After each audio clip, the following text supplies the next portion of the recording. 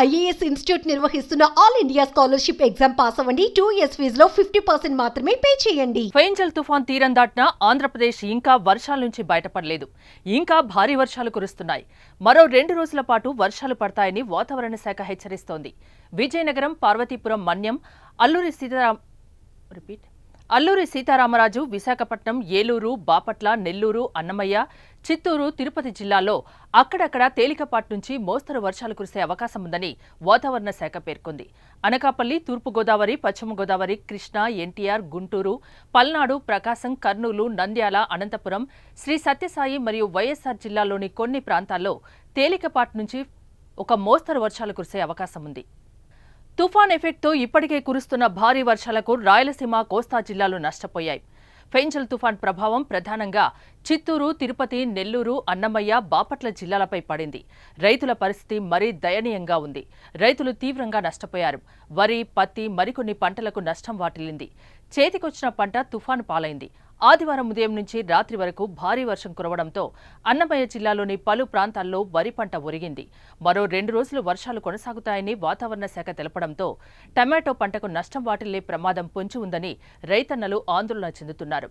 చేతికొచ్చిన పంట తుఫాను దాటికి నేలమట్టం కావడంతో ప్రభుత్వమే తమను అన్ని విధాలా ఆదుకోవాలని కోరుతున్నారు.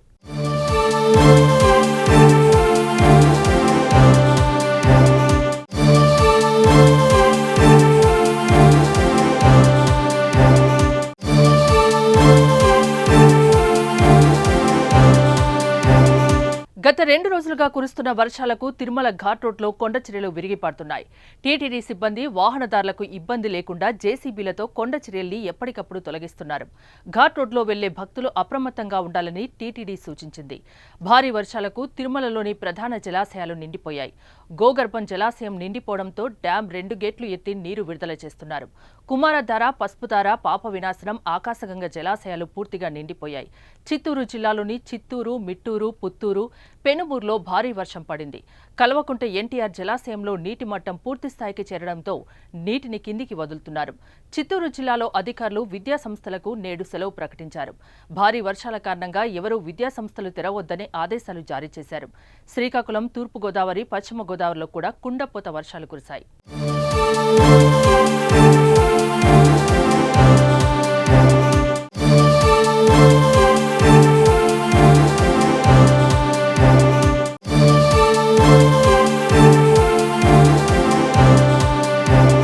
ఫెంజల్ తుఫాన్ ఎఫెక్ట్ తెలంగాణపై కూడా పడింది. సోమ, మంగళవారాల్లో అక్కడక్కడ మోస్తరు నుంచి తేలికపాటి వర్షాలు కురిసే అవకాశం ఉందని వాతావరణ శాఖ వెల్లడించింది. కొన్ని ప్రాంతాల్లో ఉరుములు, మెరుపులు, ఈదురుగాళ్లతో కూడిన వర్షాలు పడే ఛాన్స్ ఉందని అంచనా వేసింది. ఫెంజల్ తుఫాన్ క్రమంగా బలహీనపడి తీవ్ర వాయుగుండంగా మారే అవకాశం ఉందని స్పష్టం చేసింది. తీవ్ర వాయుగుండం ప్రభావంతో సోమవారం వరంగల్, ములుగు, జయశంకర్ భూపాలపల్లి, భద్రాద్రి కొత్తగూడెం, ఖమ్మం, నల్గొండ, సూర్యాపేట, మహబూబాద్, జనగామ, హన్మకొండ జిల్లాల్లో అక్కడక్కడ వర్షాలు కురిసే అవకాశం ఉందని వాతావరణ శాఖ వెల్లడించింది. ఆదివారం రాత్రి పలు ప్రాంతాల్లో ఈదురుగాళ్లతో కూడిన వర్షం కురిసింది. దీంతో రైతులు ఆరబెట్టిన ధాన్యం తడిసిపోవడంతో లబోదిబోమంటున్నారు.